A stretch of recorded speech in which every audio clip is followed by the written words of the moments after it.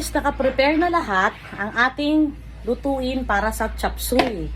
So, ito yung ating ricado, bawang, sibuyas, silibel, celery, at saka yung pangsahog natin na karne. Ito na rin ang sayote and carrots, pechay bagyo, and repolyo.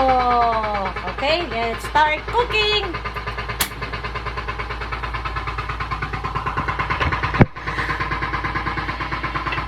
Na-pre-cook na natin ang kawali.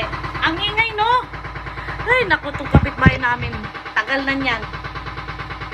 So, ihuhulog ko na ang bawang, sibuyas. Bahala kayo kung gusto nyo na ihulog. Sibuyas, pwede. Bawang, pwede.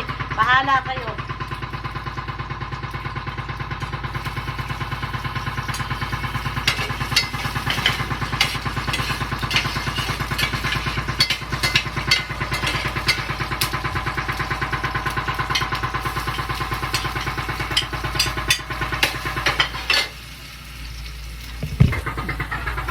Hintayin natin mag-brown ang ang bawang.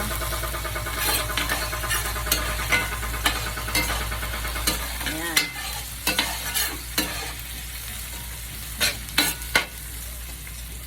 Kung sino nakakilala sa ginamit kong kaserola, alam niyo na kung ano 'yan. 'Di ba? Hindi ko lang pwedeng banggitin ng pangalan kasi hindi naman niya ako sponsor at saka hindi ko ma-upload sa ibang ko. Kasi bawal mag-mention kapag hindi ka sponsored. 'Di ba?